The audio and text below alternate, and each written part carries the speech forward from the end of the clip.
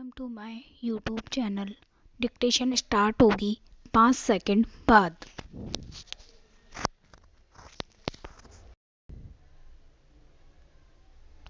सभापति महोदय, आप अगर पढ़ना सीख जाएं तो प्रश्न उठता है कि आप क्या पढ़ेंगे। क्या इतना ही पर्याप्त है कि लोग पढ़ना सीख जाएं और वही सब पढ़े जिसे साक्षर देशों की अधिकांश जनता पढ़ रही है। शायद यह अधिक अच्छा होगा कि हम वह सब न पढ़ें।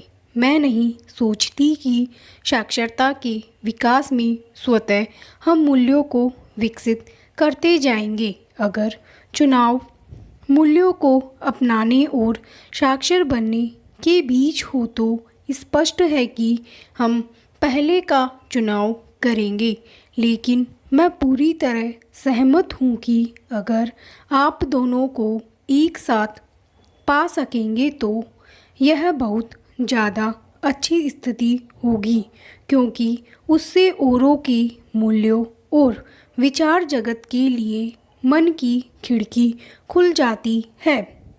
हमें उससे अवसर मिलता है कि हम न केवल अतीत के सचित्र ज्ञान का परिचय प्राप्त कर सकें, बल्कि उस नई जानकारी को भी देख समझ सकें जो विश्व में तेजी के साथ बढ़ती जा रही है। लेकिन भारत में हम यद्यपि साक्षरता की दृष्टि से देखें तो बहुत पिछड़े हुए हैं, तथापि मैं समझती हूँ कि हमारे लोगों में ठोस सहज बुद्धि है। वे अपनी कठिनाइयों को, अपनी परिस्थितियों को और अपने क्षेत्र की समस्याओं को काफ़ी सूझबूझ के साथ आंक सकते हैं, और वे ही गुण तब सामने आते हैं जब उन्हें कोई निर्णय लेना होता है, कोई राजनीतिक निर्णय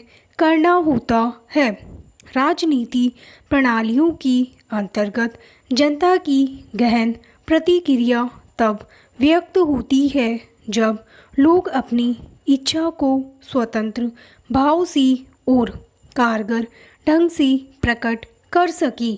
तभी पुराने पूर्वाग्रह और अनर्जित विशेषाधिकारों को भी पक्के तौर पर हटाया जा सकता है।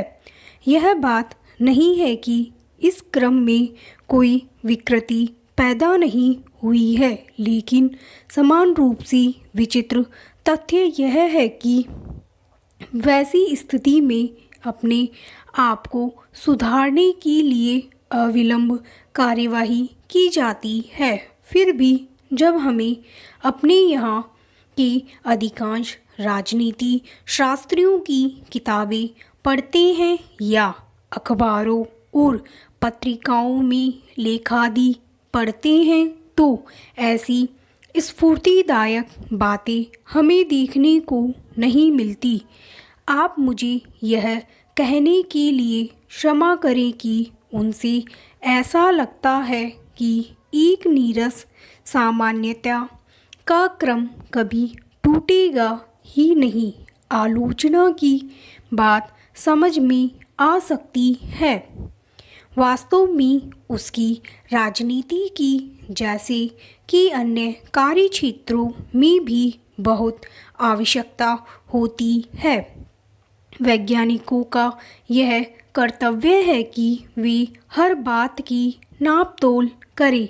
राजनैतिक समीक्षक भी जो यूरोप या अमेरिका के वर्तमान इतिहास की आलोचना करने में कोई कसर नहीं उठा रखते, वे निष्पक्ष रूप से हर बात को रखते हैं, लेकिन साथ साथ वे संपूर्ण घटना चक्र के पीछे काम कर रहे तत्वों, शक्तियों और उनकी नाटकीय रोमांचकता का भी दिग्दर्शन करा देते हैं।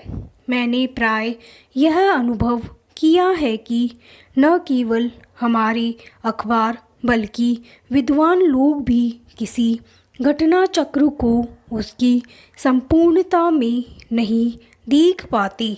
हमारे यहाँ विश्वविद्यालयों की पढ़ाई और अनुसंधान की पद्धति ऐसी ही है। स्टॉप।